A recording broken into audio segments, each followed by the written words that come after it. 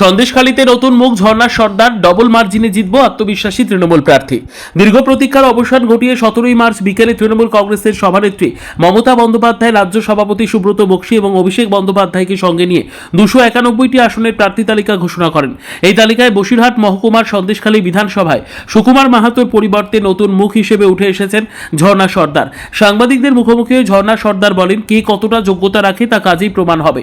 তিনি আরও দাবি করেন, লোকসভা ভোটের আগে বিজেপি এলাকায় মহিলাদের ভুল বুঝিয়ে অস্থিরতা তৈরির চেষ্টা করেছিল, কিন্তু এখন মানুষ সেই ভুল বুঝে তৃণমূলের পাশেই রয়েছে।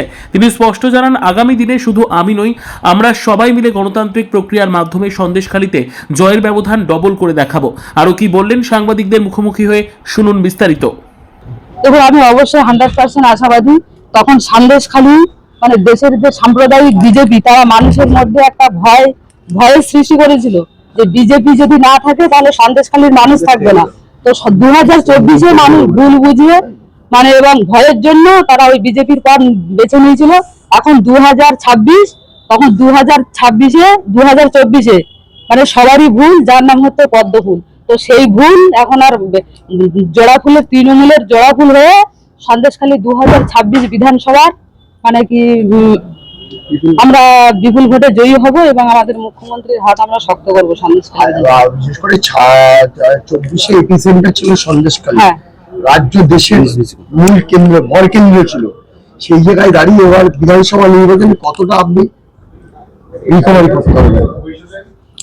দেখুন, আমি না মানে আমি বলে কোনো কথা নেই। আমরা টোটাল সন্দেশখালীর মানুষ মানে কি আমরা সবাই চেষ্টা করবো রিকভারি, 100% রিকভারি করবো। ওই যে 8000 ভোটে মাইনাস আছে, সেটা আমরা ডাবল ভোটে লিড দেবো। বলছি যে প্রার্থী হিসেবে, বিধানসভার প্রার্থী হিসেবে আপনি একদম নতুন নেই, সেই জায়গায় সন্দেশখালীর মানুষের কাছে আপনি কেমন গ্রহণযোগ্যতা আছে বা কি বার্তা নিয়ে সাধারণ মানুষের কাছে যাবেন? সন্দেশখালীর কি উন্নয়নের বার্তা নিয়ে পৌঁছবেন মানুষ? দেখুন, গ্রহণযোগ্য কতটা সেটা নিজের মুখে বলা যায় না। যোগ্যতা আমার কতটুকু সেটা আগামী দিনে আপনারা দেখতে পাবেন। যে গ্রহণযোগ্যতা আমি আমার কর্মে, আমার ব্যবহারে দেখাবো, আমার মুখের কথা নয়। সন্দেশখালী বারবার মহিলাদের নিয়ে আক্রমণ হয়েছে, বিশেষ করে ওখানকার বিজেপি নেত্রীরা করেছে। সন্দেশখালী মহিলারা নিরাপত্তাহীনতায় ভুগছে, একাধিক অভিযোগ তুলেছে, আন্দোলন হয়েছে সংগঠিত। সেইটা ভাঙতে গিয়ে আপনি কি করবেন আগামী? সন্দেশখালী মহিলাদের কি বার্তা দেবেন?